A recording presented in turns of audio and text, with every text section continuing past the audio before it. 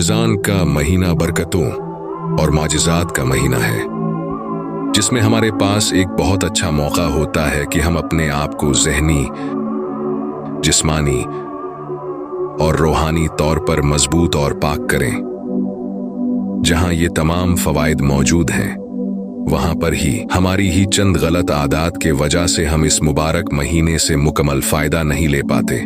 ऐसी ही एक आदत कोला या कोई भी कार्बोनेटेड सॉफ्ट ड्रिंक पीना है।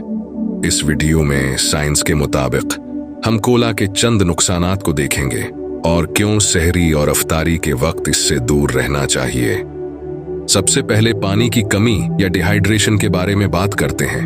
हमारे जिस्म को रोजाना कम अज कम 8 गिलास या 2 लीटर पानी की जरूरत होती है। रमजान में हमें यह मिकदार सहरी से इफ्तारी के दरमियान पूरी करनी होती है। हमारा जिस्म, जो कि 60% पानी का बना है, खुद ब खुद अपने अंदर पानी का तवाजुन बरकरार रखता है और पेशाब, पसीने और सांस और जिल्द की नमी से पानी निकालता रहता है। डिहाइड्रेशन इस वक्त होती है जब जिस्म अपने अंदर से जरूरत से ज्यादा पानी खो देता है। अलामात में प्यास, बेहद खुशक मुंह, गहरे रंग का पेशाब, थकावट, चक्कर आना और उलझन शामिल हैं।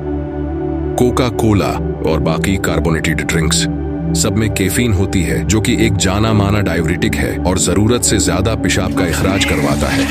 रोजे के दौरान पानी ना पी पाने और ज्यादा पेशाब की वजह से आप डिहाइड्रेशन का शिकार हो सकते हैं। इसके अलावा कार्बोनेटेड ड्रिंक्स में ज्यादा प्यास बुझाने और पेट भरे होने का एहसास दिलाने का असर होता है, जिसकी वजह से हम कम पानी पीते हैं और डिहाइड्रेशन का शिकार हो जाते हैं।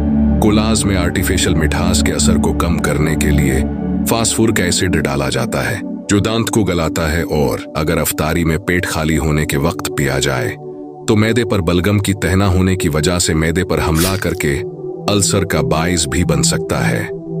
इसीलिए सबसे बेहतर है कि रोजा खजूर और पानी से खोलें। खाने में सेहतमंद ग़िज़ा लें, जैसे फल, सब्जियां और गोश्त।